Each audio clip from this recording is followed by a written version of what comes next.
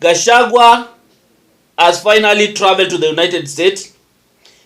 He boarded Nini na watu wake na akaenda. He said he has a series of meetings huko. He need to meet Kenyans in diaspora and all those manner of things. And before even he left, he did a press conference where he responded to the president in some of the things that president alikuwa anasema.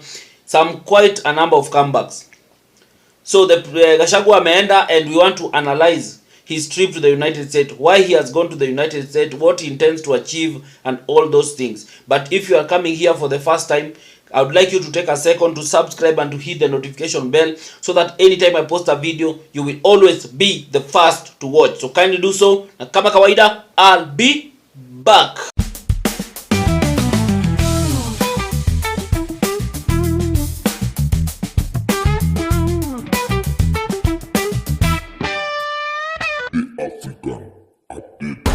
Thank you for everyone who has subscribed, and for the return subscribers, I really appreciate you guys. Thank you so much. So as I was saying, Gachagua ameenda maju, ameenda US. He said he has got a number of rallies and meetings anafaa kufanya huko and so many other things. Now many people are wondering, why has he gone to the United States and what does he intend to achieve?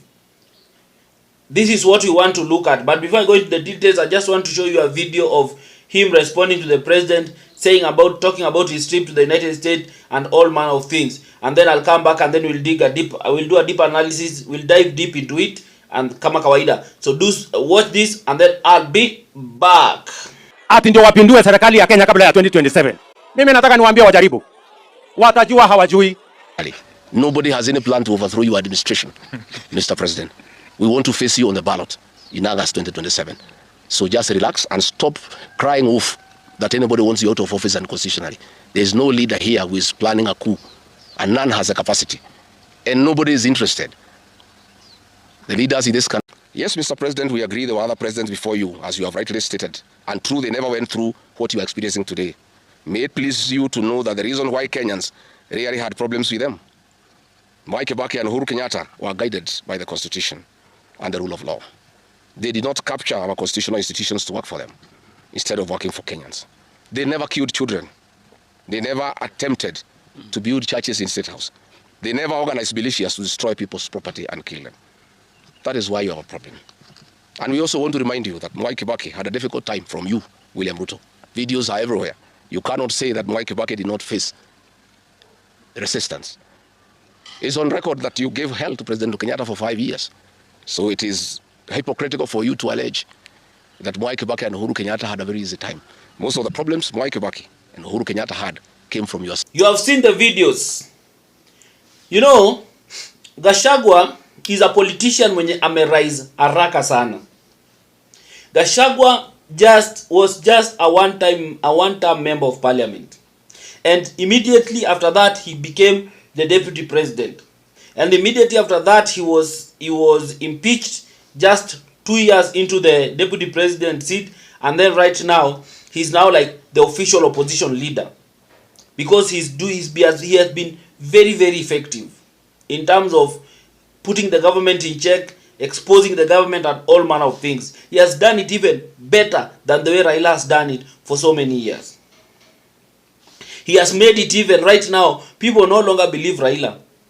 Everyone would rather listen to Gachagua than sit down and listen to Raila, because they now see Raila is like someone who has been a traitor all along. And the truth of the matter is that even the clout, even the influence that Raila used to have in terms of being an opposition leader is no longer there. Gachagua is the one enjoying all those influence. So some of these things, Gachagua has really popularized himself in Mount Kenya. He was very strategic. He started with Mount Kenya, and he has made sure that he has locked Mount Kenya for any other politician out there. So he has moved ahead again to try and bring all other communities that he feels that like they can work together. He has tried to bring the Luya community on board. He has tried to bring the Kamba on board, and now he's fighting so hard to also bring the Ma community wakwe pia on board and everything. So the guy is very, very strategic. You can think that, and I usually tell people that if there is one person you should never underestimate, is Gachagua. Gachagua is very, very strategic in the way he does his politics, in the way he approaches his issues. He's not a stupid man. You know, most of you people sometimes see Gachagua, he is not a stupid person. He understands. This is a person who understands Kenyan politics. He understands the Kenyan politics very well. And that is why you see even the government, it has become a challenge for the government to even handle him, because they don't know which approach they need to use. He's a man who has sat down and has studied Kenyan politics for a very long time. And right now it's like it's him now trying to make his own moves. He's checkmating everyone. So right now he has decided that, hey, I've done enough of here, but I also need international support. I also need support from outside.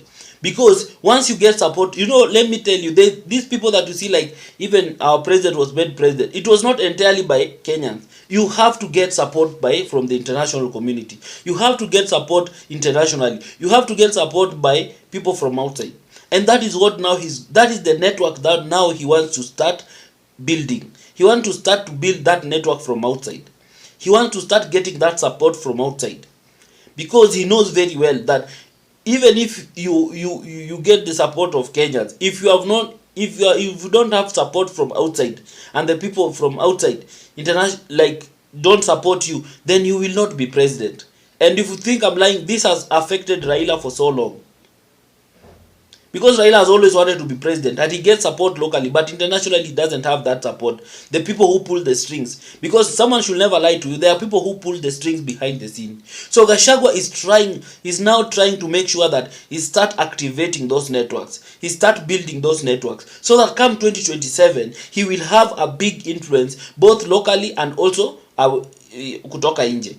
So he's going there, he's going to meet people, he's going to meet people in diaspora, he's going to meet Kenyans in diaspora, he's going to have secret meetings. That one will happen definitely, you see. And then maybe he will try to convince these people why he stands a better chance of taking over, maybe from William Ruto, or maybe having a candidate that he will influence to be the president in 2027. So Gachagua is just planning a way ahead of time. He's just trying to build his network, and that is how it has always been done.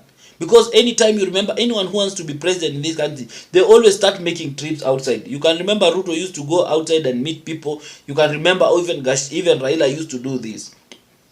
Yeah, so this is how it works. So Gachagua is just trying to go outside, trying to see how best can he activate the structures that are outside there.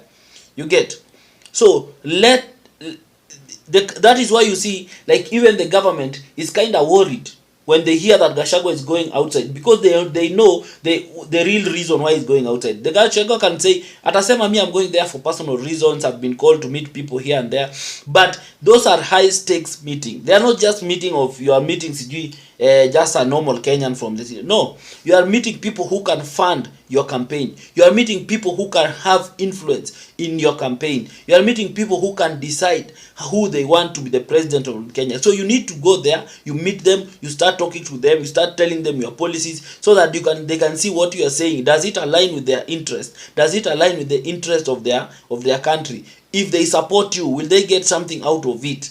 You get? Because right now you understand very well, our president have fallen short of favor from abroad.